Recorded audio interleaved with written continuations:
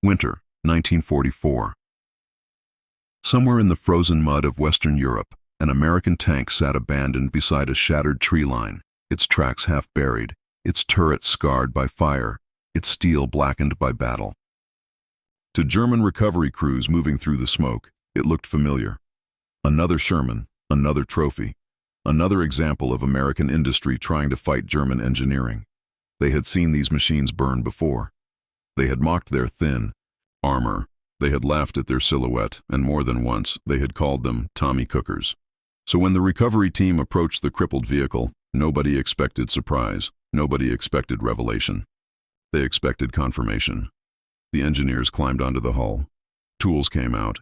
Access panels opened. Transmission covers were removed. Engine compartments were exposed to the cold December air. At first, there were jokes. Then fewer jokes. Then none. Within minutes, the entire mood changed. No arrogance, no laughter, only silence.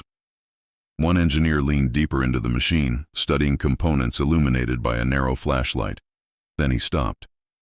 He looked back at his team, said nothing, and for several seconds, nobody moved. In workshops across the Reich, engineers had been taught that superior machines were defined by complexity, precision, and uncompromising craftsmanship.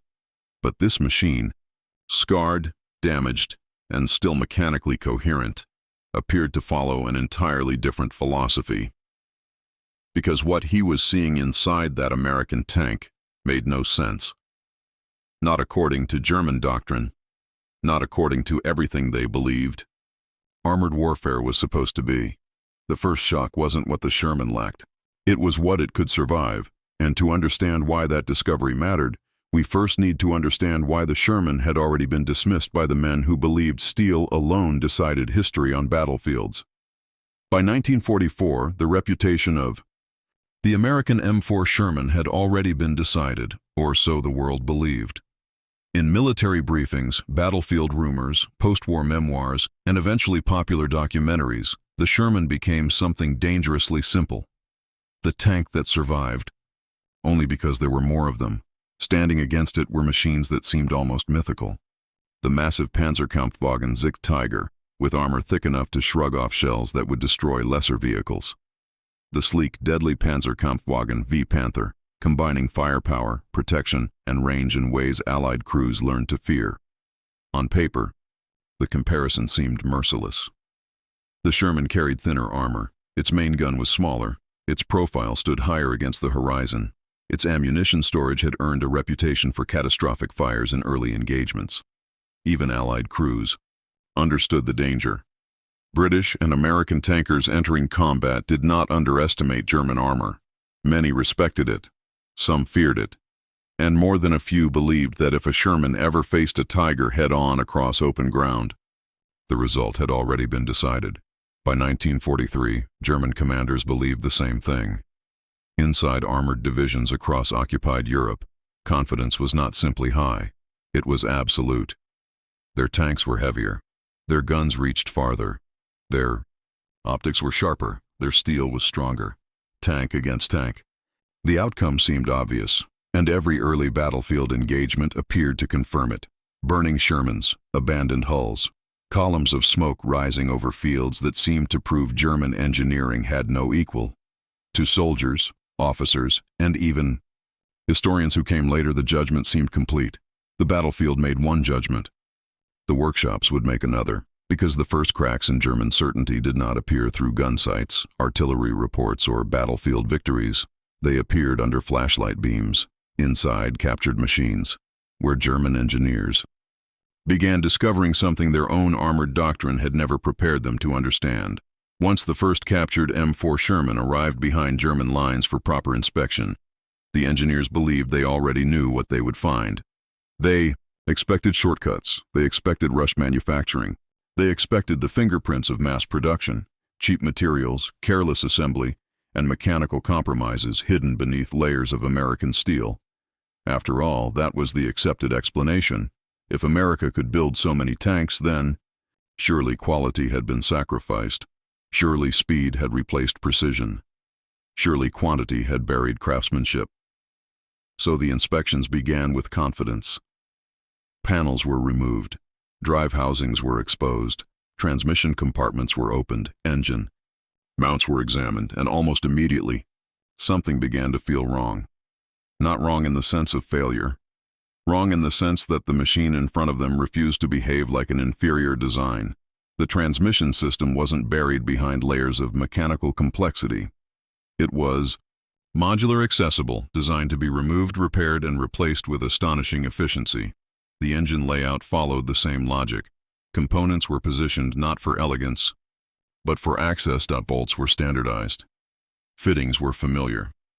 Critical systems could be reached quickly, even under field conditions. Damaged assemblies didn't appear designed for lengthy workshop reconstruction. They appeared designed for immediate battlefield replacement. One engineer reportedly disassembled a damaged section expecting improvised solutions. Instead, he found repeatable logic, interchangeable parts, predictable engineering, a machine built not around perfection, but around recovery. And that was the first contradiction, because German engineering culture prized complexity, precision, and craftsmanship bordering on art. A Panzerkampfwagen 5 Panther or Panzerkampfwagen 6 Tiger was a masterpiece of mechanical ambition. But masterpieces came with a cost. They required specialists, they required time, they required conditions. War rarely offered. The Sherman looked almost simplistic. At first glance, some engineers even considered it crude. Then they understood something far more dangerous. The simplicity wasn't evidence of weakness. It was evidence of intention. What looked crude from a distance looked terrifying up close. And as German engineers continued their inspections, they realized mechanical simplicity wasn't the part that truly disturbed them. What came next was worse. The reports were never written for newspapers. They were never intended for propaganda, public speeches, or the morale of soldiers at the front. They lived inside technical files, maintenance summaries, recovery notes, and engineering evaluations, documents stamped, archived, and forgotten, beneath the collapsing weight of a dying Reich. But inside those reports, the tone had changed. One entry described a damaged M4 Sherman recovered after artillery impact. Track assembly destroyed. Suspension compromised. Transmission housing cracked. Expected. Repair time, according to German assumptions, several days. Actual American recovery estimate, less than one. Another report described field observations from Normandy. A Sherman disabled during morning combat had been identified, marked, and considered destroyed. By evening, the same hull, same markings, same tactical number had returned to the line. At first, officers suspected misidentification, engineers suspected something else, and so the reports became more detailed. Transmission systems could be swapped in field conditions. Damaged. Tracks could be removed and replaced by trained crews. Suspension components could be repaired with limited tools. Drivetrain assemblies could be restored without factory-level intervention, sometimes within hours. Hours. For German technicians, that word carried its own kind of threat, because a damaged Panzerkampfwagen 5 Panther or Panzerkampfwagen 6 Tiger often demanded something entirely different. Specialized workshops, precision instruments, dedicated transport, skilled mechanics, extended downtime. And in the middle of a fluid war, downtime was not inconvenience. Downtime was defeat. The engineers began writing with less technical detachment and more strategic concern. The problem was no longer armor thickness, no longer gun caliber, no longer battlefield prestige. The problem was operational resurrection. These American tanks were not simply surviving combat. They were returning from it. Again, and again, and again. One technician summarized the growing realization with unusual clarity. For the first time, German engineers weren't studying a tank. They were studying an industrial doctrine. And once battlefield reports began matching what engineers were seeing inside workshop inspections, the implications became impossible to ignore. History has always loved the duel. One tank against another. One gun sight locked across an open field. One shell fired first. One machine burning in silence while the other rolls forward through smoke. It is dramatic. It is simple. And for decades, it shaped how millions understood armored warfare. But wars are not won inside isolated moments. They are won in the hours after the battle ends. This is the part history books ignore, because while historians compared armor thickness, gun caliber, and kill ratios, military planners were measuring something far less glamorous: operational uptime. And once German engineers began studying the American M4 Sherman, they realized the real battlefield did not begin when the guns opened fire. It began when the engines needed fuel, when transmissions failed, when tracks snapped. In frozen mud. When crews worked through darkness to restore machines before sunrise. The American system had been built for that reality. Fuel did not move randomly across Europe. It moved through organized chains designed to keep armored formations moving. Spare parts were not rare luxuries. They existed in standardized inventories, predictable, interchangeable, and available where crews needed them most. Tank crews did not simply fight their machines. They knew them, they trained on them, they repaired them. They understood every bolt, every panel, every weakness, every recovery procedure. Maintenance was not an interruption, it was doctrine. Recovery vehicles followed behind advancing formations. Repair crews moved with frontline units.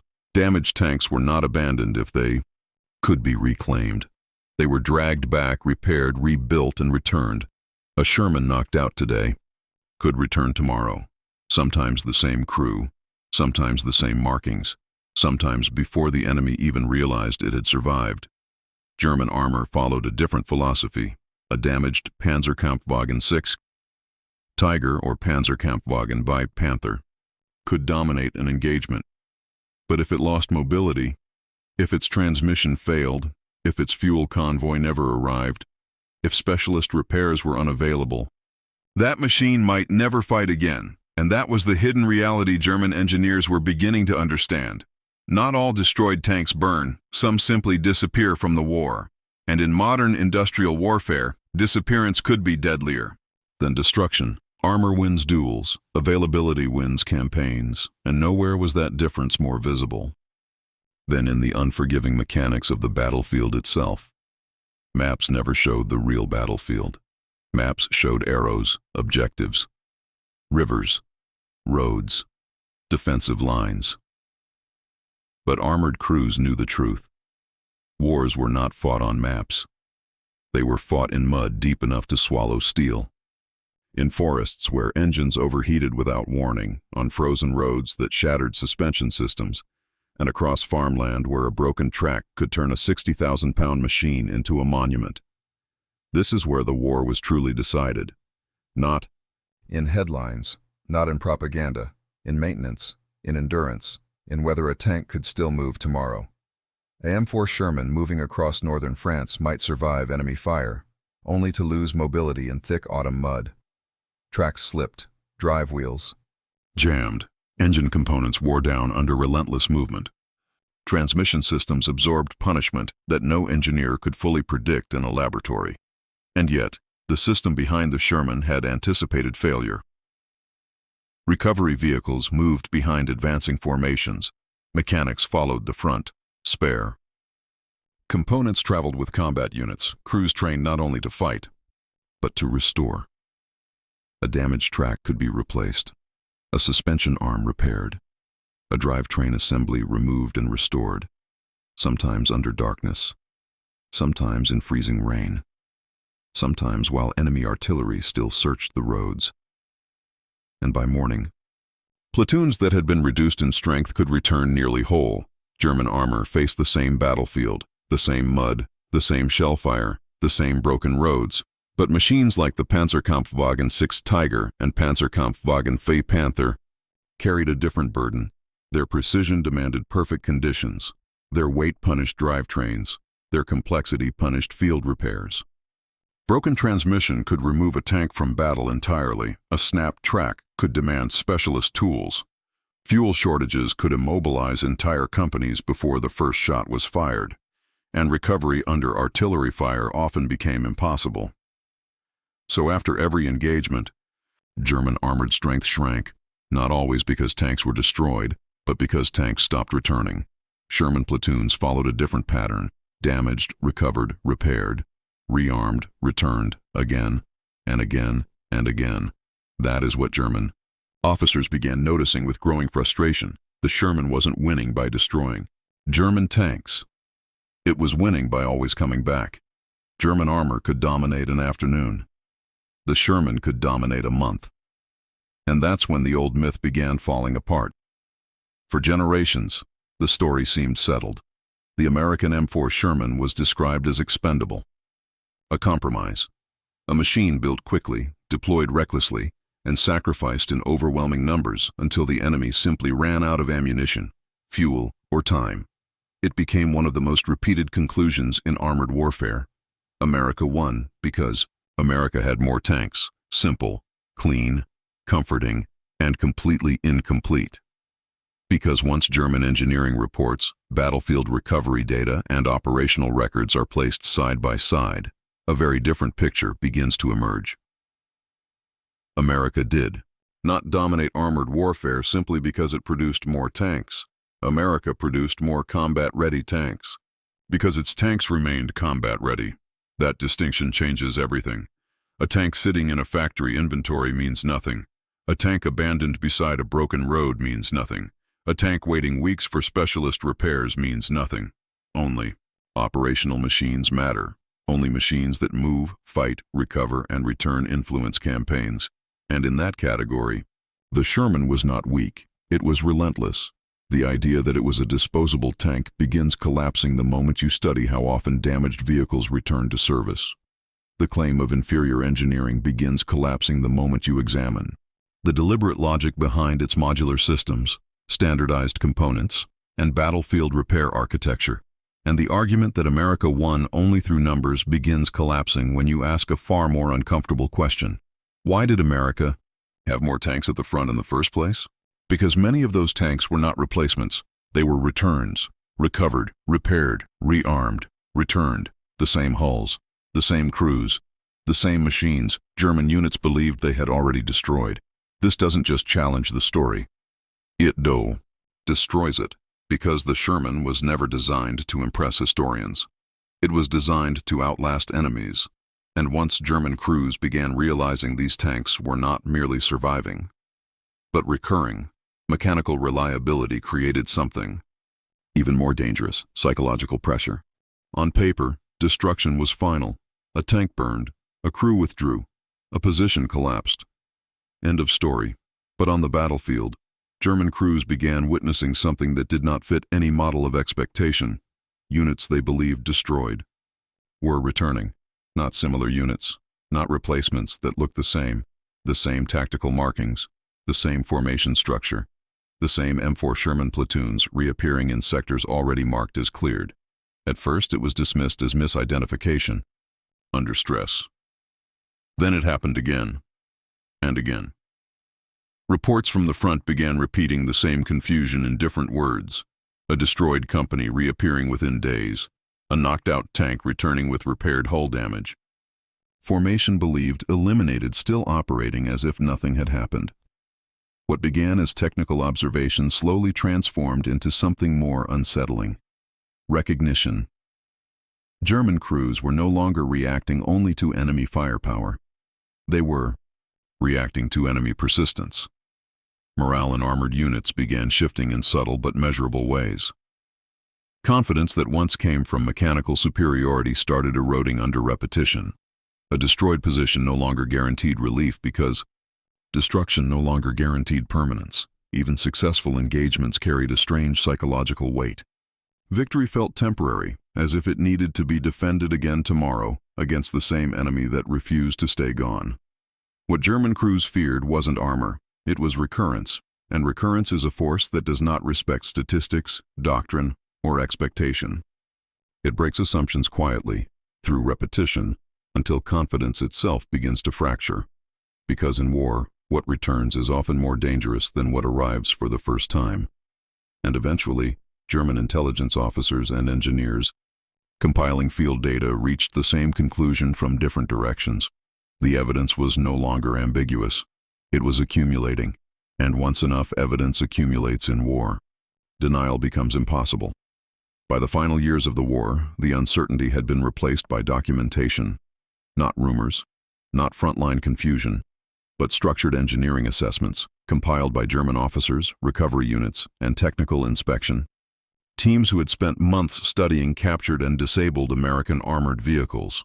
The pattern was no longer theoretical. It was recorded, repeated, confirmed.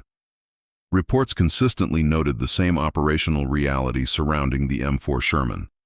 Units believed heavily damaged or temporarily eliminated were returning to combat readiness faster than German doctrine considered plausible under field conditions.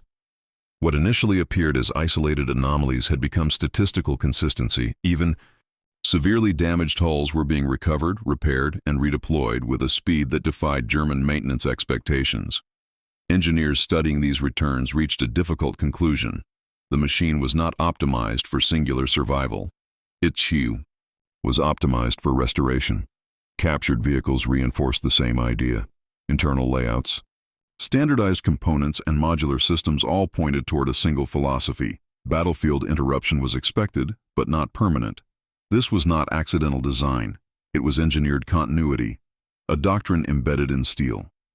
German analysts began summarizing it in increasingly direct language. The Sherman was never designed for prestige. It was not built to dominate in single, decisive engagements against heavily armored opponents like the Panzerkampfwagen Panther or the Panzerkampfwagen 6 in Tiger. It was designed for something far more strategically dangerous. It was designed to re-enter war after it had already lost contact with it. By the time German engineers understood the system was already defeating them, because in modern warfare, understanding your enemy is only useful if you understand them before they reshape the battlefield around you, and that leaves only one final truth in the end. The story of the M4 Sherman was never about spectacle. It was never the strongest machine on the battlefield. It was never the most feared when compared to heavily armored opponents like the Panzerkampfwagen 6 Tiger or the Panzerkampfwagen 5 Panther, and it was never designed to be remembered as a symbol of mechanical perfection. Its legacy exists in something far less visible, but far more decisive: return. War rarely rewards what looks invincible in isolation. History tends to remember the dramatic moments, the duel between machines, the explosion on the horizon, the single engagement that seems to define a battle. But campaigns are not decided in moments. They are decided in cycles: destruction, recovery, return, continuity. And in that cycle, the Sherman was not exceptional because it dominated every encounter. It was exceptional because it rejoined the fight after encounters others could not recover from. German engineers, who once measured superiority in armor thickness and mechanical precision, eventually reached a different conclusion through experience rather than theory. What they had underestimated was not American firepower, but American persistence engineered into form. Even the enemy's engineers came to understand what history often overlooks. Perfection wins admiration. Reliability wins wars. And when German engineers opened the Sherman, they didn't discover a weaker tank. They discovered the future of warfare already rolling toward Berlin.